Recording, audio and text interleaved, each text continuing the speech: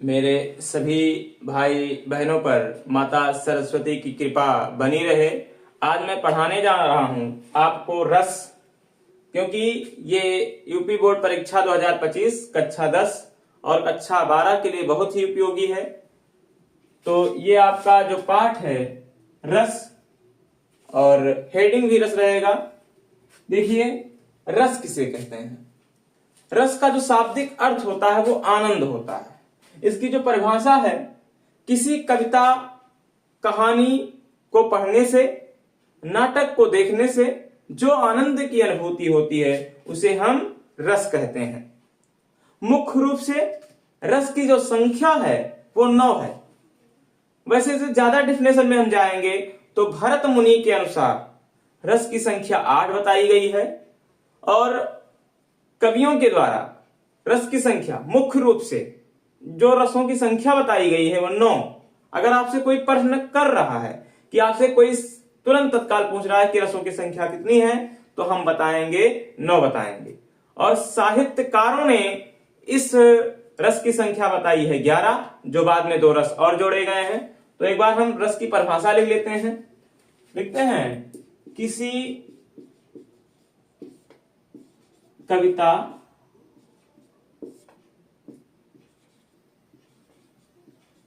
कहानी व नाटक को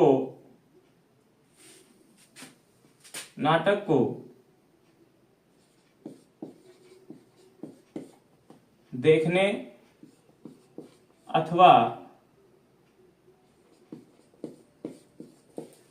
सुनने से जो आनंद की अनुभूति होती है हम उसे रस कहते हैं। इसकी संख्या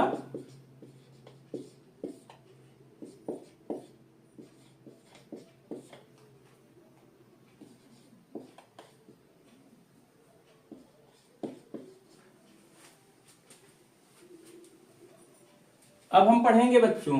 अभी हम रस लिखा देते, लेकिन अभी थोड़ा और आगे इसके अंग जब पढ़ेंगे, अस्थाई भाव, तब दोनों साथ में रस और अस्थाई भाव लिख लेंगे।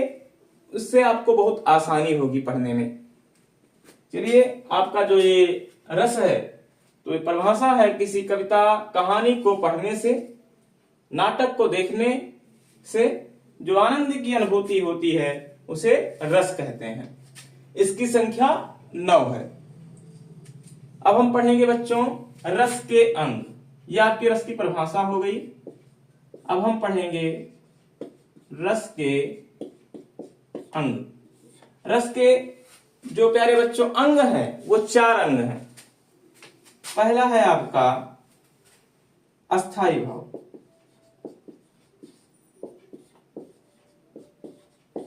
दूसरा है आपका विभाव, तीसरा है आपका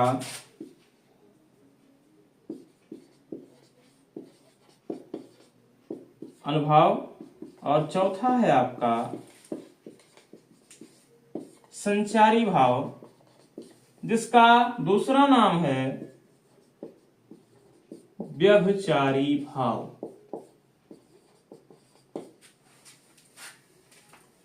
इसको नोट कर लें सभी लोग,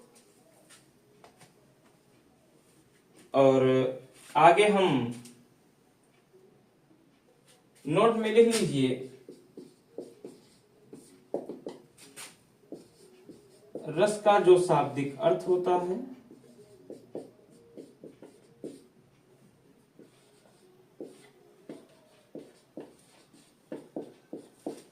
रस का शाब्दिक अर्थ जो है आपका वो क्या है? आनंद। अब हम प्यारे बच्चों रस के जो 4 अंग हैं, जो आपका पहला अंग है, रस के अंतर्गत ये आपका जो पहला अंग है अस्थाई भाव। हम अस्थाई भाव किसे कहते हैं? वे भाव जो हमारे हृदय में अस्थाई रूप से विद्यमान होते हैं उन्हें हम अस्थाई भाव कहते हैं। क्योंकि रस की संख्या 9 है तो अस्थाई भाव की संख्या भी 9 होगी। सबसे पहले इसकी हम परिभाषा लिख लेते हैं। वे भाव जो हमारे हृदय में अस्थाई रूप से विद्यमान होते हैं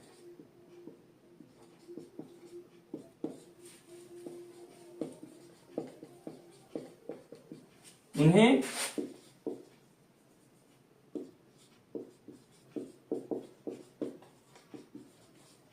अस्थाई भाव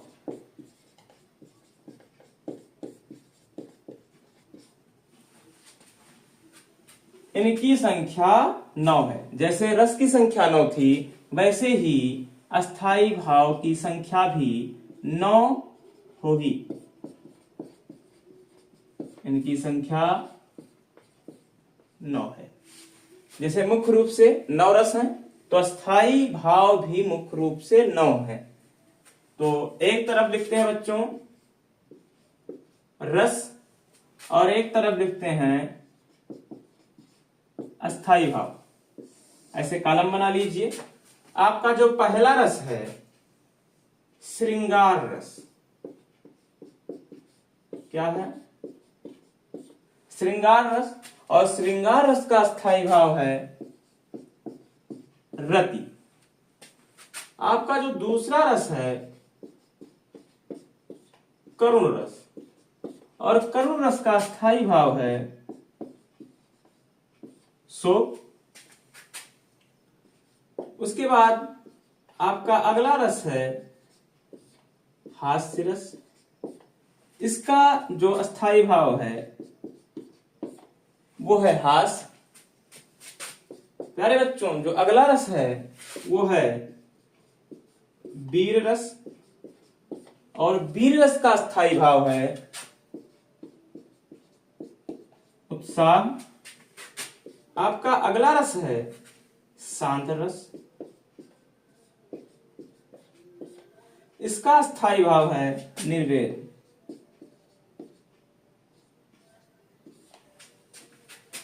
आपका जो अगला रस है वो है रौद्र रस, और इसका अस्थाई भाव है क्रोध।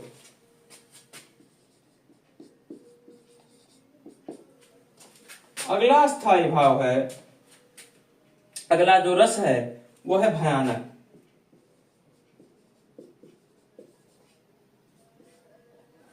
और भयानक रस का स्थायी भाव जो होगा वो होगा भय। आपका जो 8वां रस है वो है विभत्स रस।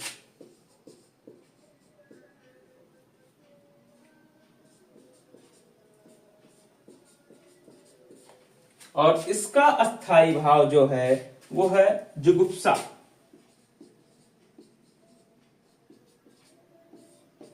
जुगुप्सा। और आपका जो 9वां रस है वो है अद्भुत रस।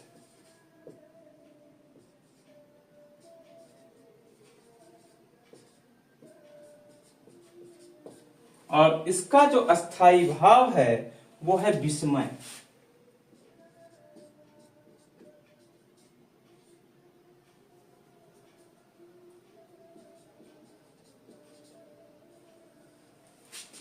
प्यारे बच्चों एक बार इसको ध्यान से, जो आपका पहला रस है श्रृंगार रस, इसका अस्थाई भाव है रति। आपका जो दूसरा रस है करुण रस, इसका अस्थाई भाव है शोक। आपका जो अगला रस है हास, इसका अस्थाई भाव है हास। अगला जो आपका रस है वीर रस, इसका अस्थाई भाव है उत्साह। आपका जो अगला रस है शांत रस, इसका अस्थाई भाव है निर्वेद। आपका जो छठा रस है रौद्र रस, उसका स्थायी भाव है क्रोध।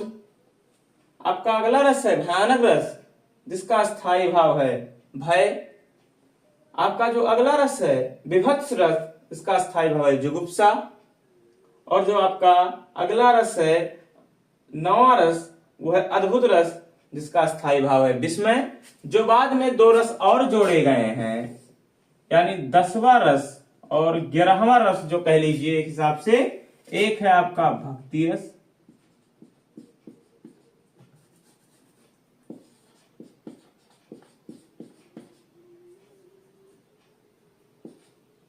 भक्ति रस, और इसका जो अस्थाई भाव है वो है अनुराग।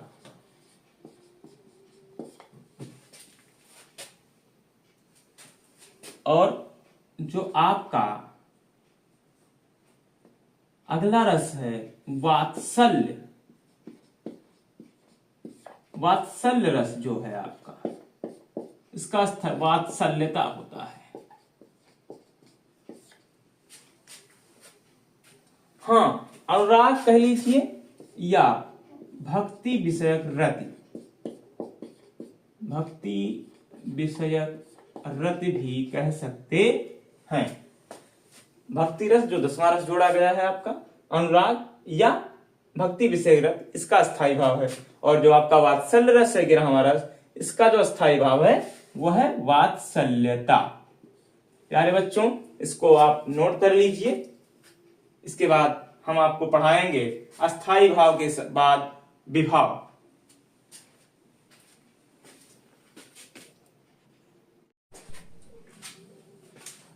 प्यारे बच्चों, त्रुटि आ गई थी, कैमरा ऑन नहीं था और हम पढ़ाते चले गए और बाद में देखे वो रिकॉर्ड ही नहीं हुआ वीडियो, इसलिए आप एक बार फिर से ध्यान दे दीजिए इस पर। हमने अस्थाई भाव पढ़ ही लिया था। अगला है आपका विभाव। विभाव किसे कहते हैं बच्चों?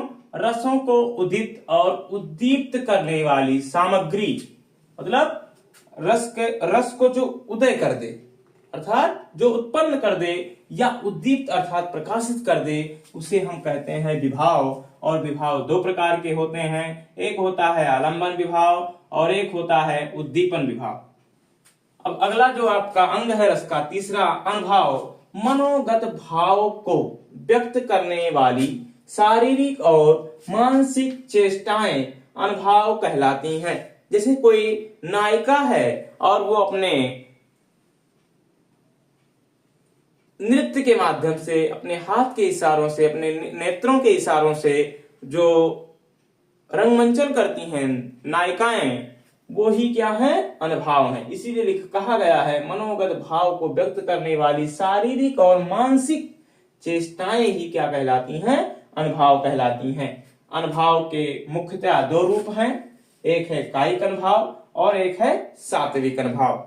अगला हम पढ़ेंगे संचारी भाव, जिन्हें हम व्यभिचारी भाव के नाम से जानते हैं। वे भाव जो हमारे मन में अल्पकाल तक संचरण करके चले जाते हैं, वे संचारी भाव अर्थात व्यभिचारी भाव कहलाते हैं। इनकी संख्या 33 है।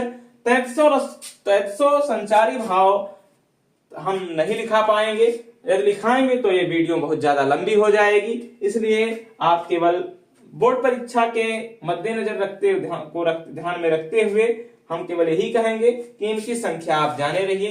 33 होता है, हो सकता है बहुविकल्पीय प्रश्न में इसकी संख्या पूछ भी ले। हाँ, रस के अंग पूछेगा तो 4 बता दीजिएगा, और अस्थाई भाव रस की संख्या अगर पूछेगा तो 9 बताइएगा, अस्थाई भाव भी 9 बताइएगा। अब हम पढ़ेंगे बच्चों, आगे पढ़ेंगे रस, और इसको आप नोट कर लीजिए। अब हम शुरुआत करते हैं पहले रस से। जो आपका पहला रस है श्रृंगार रस, जो कक्षा 12 के लिए बहुत ही उपयोगी है। परिभाषा इसकी लिखते हैं, श्रृंगार रस किसे कहते हैं?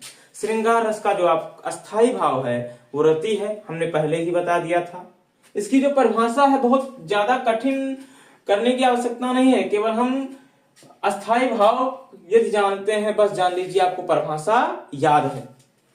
इसकी परिभाषा जो होगी, इसका लिखिए, इसका अस्थाई भाव रति है, और परिभाषा हो जाएगा जब रति नामक अस्थाई भाव का संयोग विभाव, अनुभाव व संचारी भाव के साथ होता है तो वहां पर श्रृंगार रस की उत्पत्ति होती है। श्रृंगार रस के भी दो भाग हैं, एक संयोग श्रृंगार रस जिसे संभोग श्रृंगार रस भी कहते हैं, और एक है वियोग श्रृंगार रस जिसका नाम दूसरा है विप्रलंब श्रृंगार रस। तो हम बच्चों इसको हम लिखते हैं, इसकी जो परिभाषा है, इसका स्थायी भाव रति है, और लिखेंगे जब रति नामक अस्थाई भाव का संयोग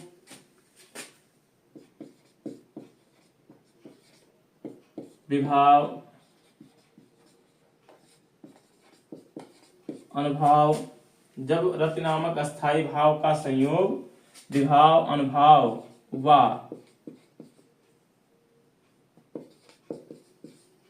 संचारी भाव के साथ जब रति नामक अस्थाई भाव का संयोग विभाव अनुभाव व संचारी भाव के साथ होता है तो श्रृंगार रस की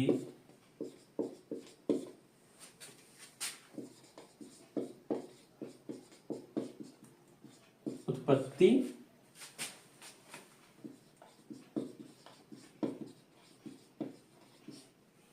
होती है। इसके दो रूप हैं, इसके दो रूप हैं। नंबर 1,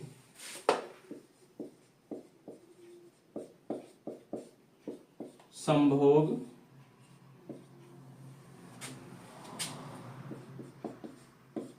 श्रृंगार रस, या कह लीजिए, आप नहीं लगा लीजिए, संभोग श्रृंगार रस, या कह लीजिए संयोग श्रृंगार रस। आपका जो पहला रूप है श्रृंगार रस का, संभोग श्रृंगार रस या संयोग श्रृंगार रस, और आपका जो दूसरा रस है वो है विप्रलंब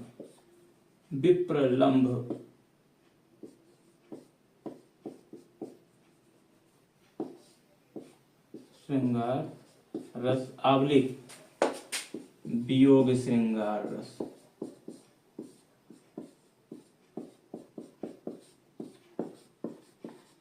देखिए बच्चों, नाम से ही इसका परिभाषा पता चल रहा है। संयोग, जहां पर नायक और नायिका के मिलन का वर्णन होता है, अर्थात जहां पर नायक नायिका मिल रहे हों जिस भी पद्यांश में, तो वहां पर संयोग श्रृंगार रस होगा। यदि कहीं पर नायक नायिका के विरह का वर्णन है, अर्थात बिछुड़ रहे हों, तो वहां पर वियोग श्रृंगार रस होगा। तो संयोग श्रृंगार रस की हम परिभाषा लिखते हैं। पहली परिभाषा जो आपकी है, संयोग श्रृंगार रस, संयोग श्रृंगार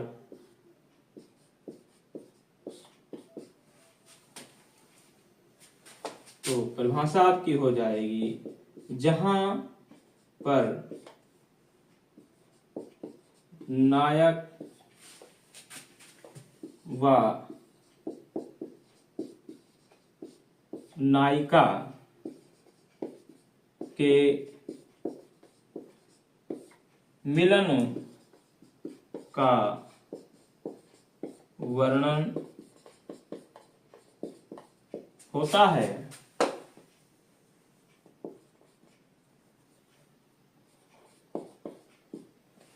कामा वहां संयोग श्रृंगार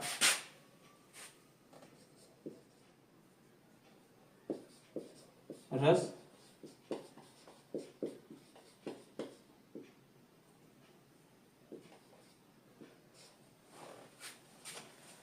आप प्यारे बच्चों इसका उदाहरण लिखेंगे।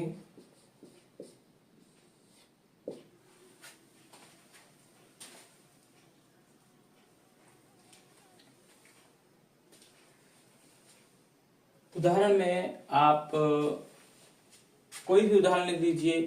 कक्षा 12 के जो छात्र हैं वो आपका जो उसमें कौन हो तुम बसंत के दूत, ये वाला उदाहरण लिख लीजिए। या फिर आप रामायण से, रामचरितमानस से उठा लीजिए। लता ओंट सब सखिन लखाए, श्यामल गौर किशोर सुहाए। या कोई मूवी का गाना ले लीजिए जहां पर नायक और नायिका के मिलन का जो संगीत हो उसको आप ले लीजिए, वहां भी आपका संयोग श्रृंगार रस का उदाहरण हो जाएगा। तो प्यारे बच्चों हम अब उदाहरण लिखेंगे। तो प्यारे बच्चों ये श्रृंगार रस का आपका परिभाषा हो गया। जहां पर नायक व नायिका के मिलन का वर्णन होता है वहां संयोग श्रृंगार रस होता है। उदाहरण में आप ले लीजिए मेरु पति गिरधर गोपाल। मेरु तो गिरधर गोपाल दूसरो ना कोई, और जाके सिर मोर मुकुट मेरो पति सोई। और एक कक्षा 11 में एक जो है बतरस लालच लाल की, मुरली धरी लुकाए और सौ करे भवन हंसे, देन कहे नट जाए। यहाँ पर राधा जी का और श्री कृष्ण जी का वर्णन है, यहाँ भी संयोग श्रृंगार रस है।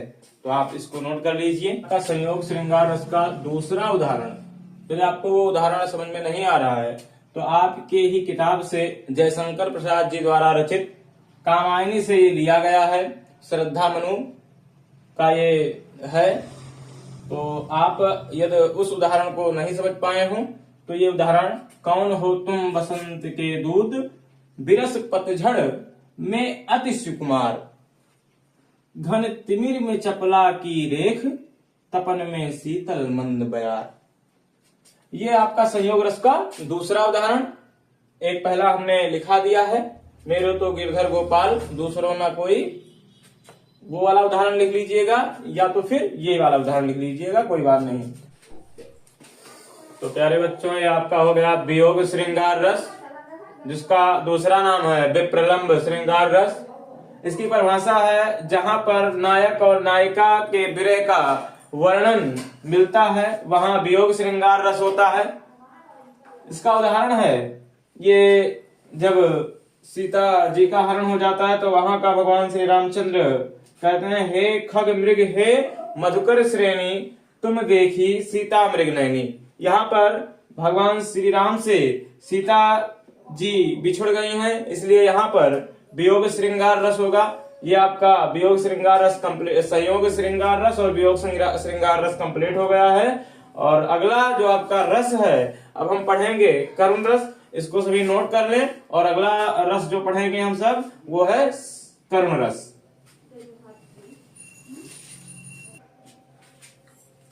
चलिए अब अगला रस पढ़ते हैं बच्चों।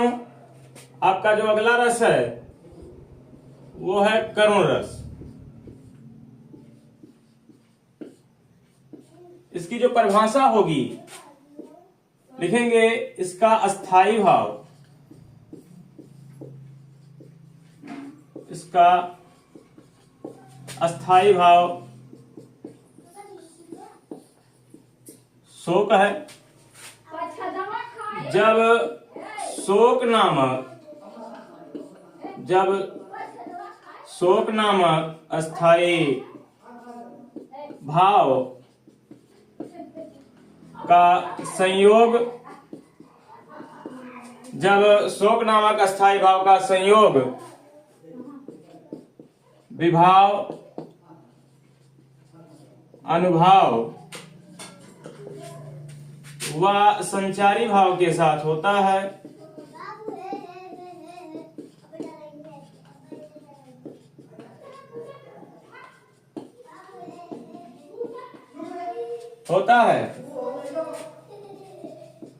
तो करुण रस की उत्पत्ति होती है। करुण रस की उत्पत्ति, इसके भी कई उदाहरण हैं। जैसे देख सुदामा की दीन दशा, करुणा करके करुणानिधि रोए। ये दूसरा उदाहरण, चाहे अगला उदाहरण कह लीजिए। आपका एक उदाहरण हो जाएगा वहां पर जहां पर श्रवण कुमार का वध कर देते हैं गलती से राजा दशरथ के बाण से, श्रवण कुमार की मृत्यु हो जाती है, तो ये वहां का वर्णन है। यहां पर करुण रस हो जाएगा। तो इसका उदाहरण आपका जो उदाहरण हो जाएगा, मणि खोए भुजंग सी जननी। मणि खोए भुजंग सी जननी, भुजंग सी जननी, फनसा फनसा पटक रही थी शीस।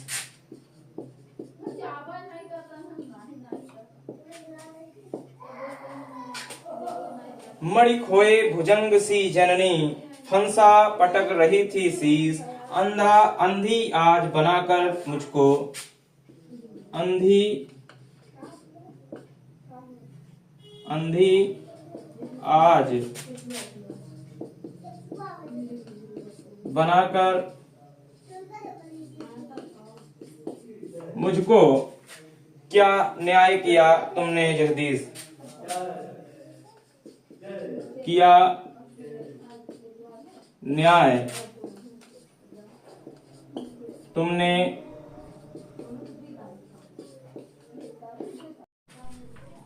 तो प्यारे बच्चों, अब इसका स्पष्टीकरण हो जाएगा।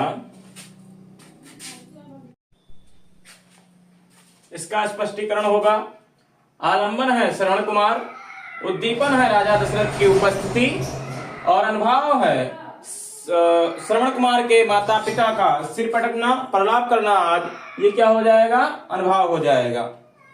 अब हम बच्चों अगला रस पढ़ेंगे, हास्य रस। इसकी परिभाषा लिख लेते हैं। इसका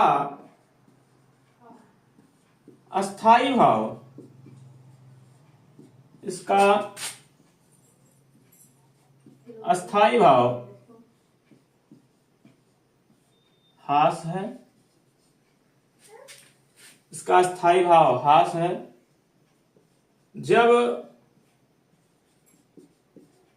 हास नामक अस्थाई भाव का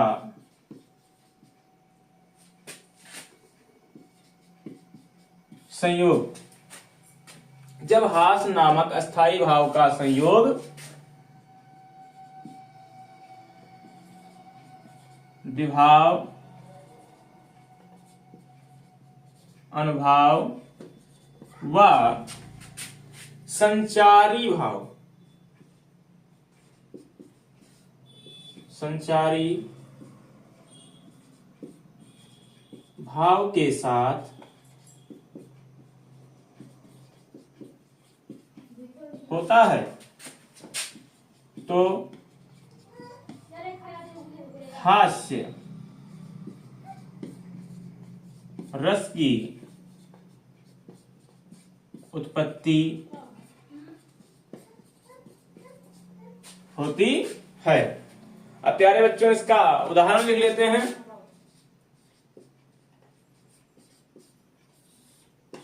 इसका उदाहरण हो जाएगा, नाना वाहन नाना वेशा। नाना वाहन नाना वेशा,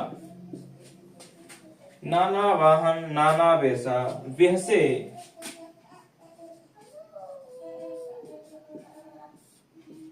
विहसे शिव समाज निज देखा,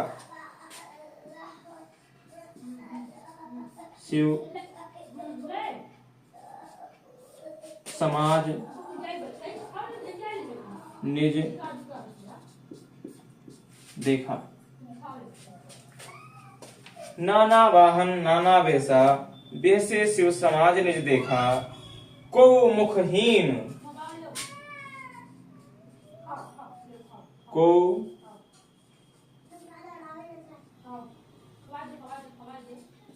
मुखहीन विपुल मुख काहू।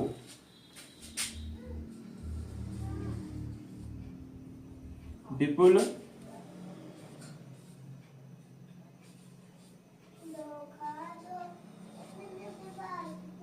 मुख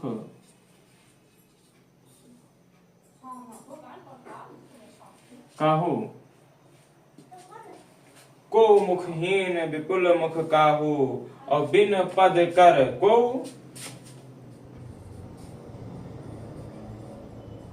बिनु पद बिनु पद कर नाना वाहन नाना वेशा बिहसे शिव समाज निज देखा। को मुखहीन विपुल मुख काहू बिन पद कर को बिन पद कर को।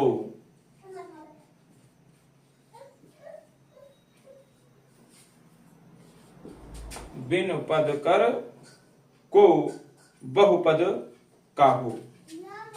बहु बहु पद बाहु।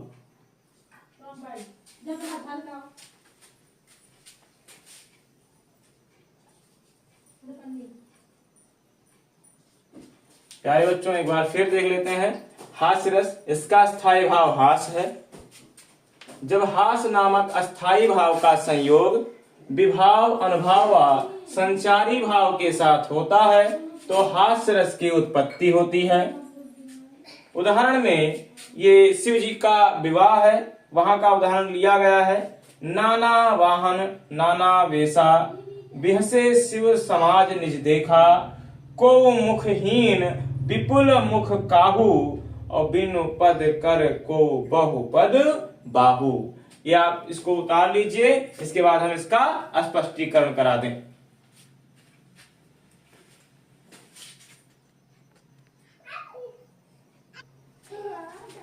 तो प्यारे बच्चों ये स्पष्टीकरण हो जाएगा आपका।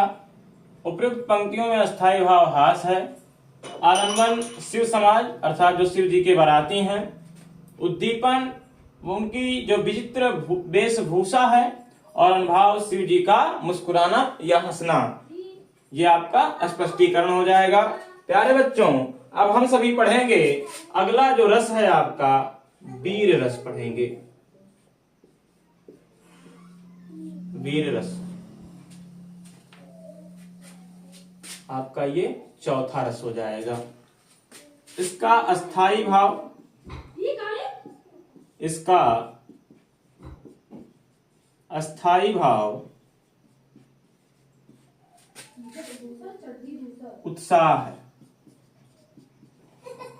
इसका अस्थाई भाव उत्साह है।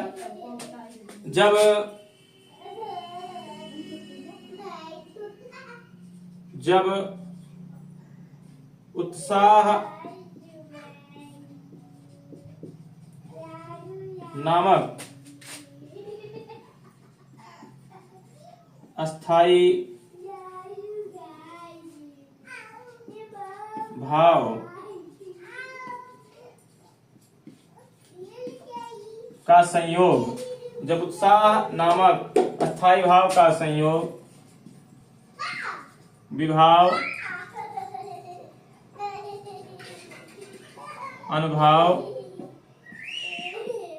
व संचारी भाव के साथ होता है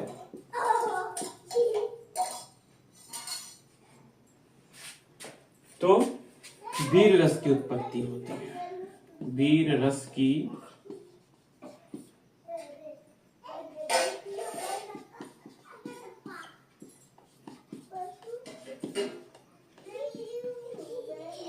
प्यारे बच्चों इसका उदाहरण अब लिख लेंगे।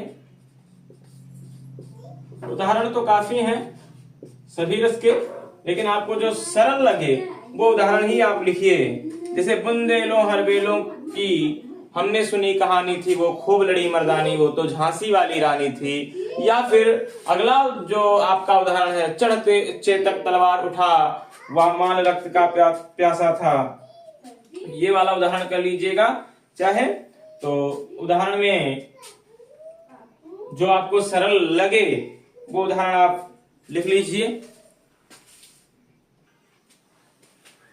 तो प्यारे बच्चों, इसका उदाहरण हो जाएगा आपका, चढ़ चेतक तलवार उठा, करता था भूतल पानी को, राणा प्रताप सिर काट काट कर, करता था सफल जवानी को। ये आपको उदाहरण यदि आपको नहीं समझ में आ रहा है तो एक और उदाहरण है जो बहुत ही सरल है। बुंदेलों हरबेलों की हमने सुनी कहानी थी, खूब लड़ी मर्दानी, वो तो झांसी वाली रानी थी। इसके स्थान पर वो उदाहरण लिख लीजिएगा, जो आपको सरल लगे वो उदाहरण लिख लीजिएगा। इसको उतार लीजिए, उसके बाद हम इसका स्पष्टीकरण करा दे रहे हैं। प्यारे बच्चों, इसका स्पष्टीकरण हो जाएगा। उपयुक्त पंक्तियों में अस्थायी भाव उत्साह, क्योंकि ये रस है, वीर रस है, तो उसका अस्थायी भाव उत्साह है। आलंबन शत्रु सेना है। उद्दीपन शत्रु सेना की जो चेष्टाएं हैं वो उद्दीपन है। और अनुभाव जो है वो महाराणा प्रताप का पराक्रम कह लीजिए, शौर्य कह लीजिए, और जो महाराणा प्रताप जो वार कर रहे हैं वो सभी क्या आ जाएंगे, अनुभाव में आ जाएंगे। तो आप इसको स्पष्टीकरण ये आपका हो गया। और आपका अगला जो रस है, जो कक्षा 12 के लिए ही इंपॉर्टेंट है, कक्षा 10 के बच्चे जो हमने 4 रस पढ़ाए वही तैयार कर लें, उसी में से आपका कल आ जाएगा। इसलिए कक्षा 12 वाले बच्चे जो हैं वो इस रस को थोड़ा ध्यान दें। शांत रस लिखेंगे बच्चों, इसका अस्थाई भाव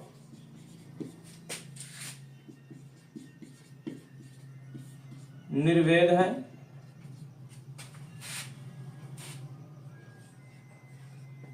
जब निर्वेद नामक अस्थाई भाव का संयोग विभाव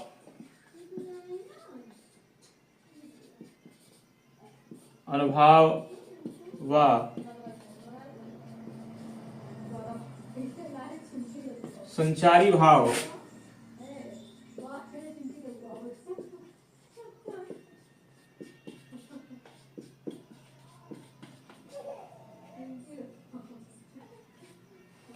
जब इसका जो शांत रस है इसका स्थायी भाव निर्वेद है।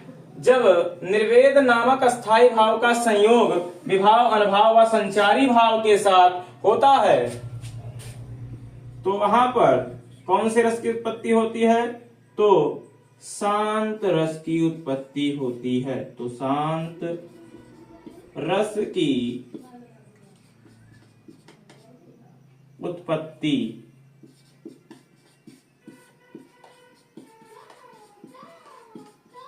होती।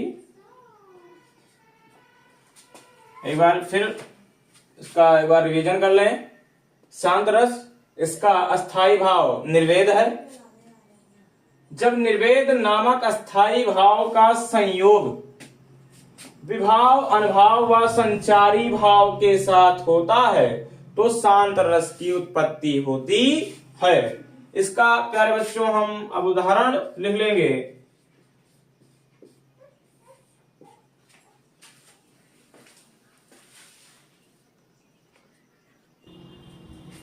तो प्यारे बच्चों, शांत रस का उदाहरण क्या है? मन मस्त हुआ फिर क्यों डोले, हीरा पाए गांठ गठियाओ, बार बार वाक्यों क्यों खोले। यह आपका शांत रस का उदाहरण हो गया। अब इसका हम स्पष्टीकरण कर लेते हैं। तो प्यारे बच्चों, ये आपका अशांत रस का स्पष्टीकरण हो गया। उपयुक्त पंक्तियों में अस्थाई भाव निर्वेद है, क्योंकि शांत रस का उदाहरण था वो, और ईश्वर विषय है तथा कवि जो हैं वो आश्रय हैं। प्यारे बच्चों, ये आपका जो रस था, 5 रस हमने पढ़ाया है। 4 रस कक्षा 10 के लिए बहुत ही इंपॉर्टेंट है, और ये 5 रस कक्षा 12 के लिए बहुत ही महत्वपूर्ण है। और आपके बोर्ड परीक्षा में रस में से इन 5 रस से बाहर नहीं जाएगा, इसलिए बहुत ही महत्वपूर्ण है। एक बार इस वीडियो को देख लें, ध्यान में बैठा लें। हमने जो परिभाषा लिखाई है केवल उसमें चेंज करना है आपको, अस्थाई भाव, और सबकी परिभाषा एक ही प्रकार से है। और उदाहरण भी हमने ज्यादा कठिन नहीं लिखाए हैं, आपके लिए उपयोगी है। इसको पढ़िए और अपने सभी भाई बहनों को शेयर कीजिए कि उनका कल का जो परीक्षा है हिंदी का, उसमें उनका फायदा हो सके। माता सरस्वती आप सभी के ऊपर कृपा बनाए रखें, आपका हिंदी और सभी विषय में अच्छा से अच्छा मार्क आए, यही मेरी शुभकामना है। जय मां सरस्वती।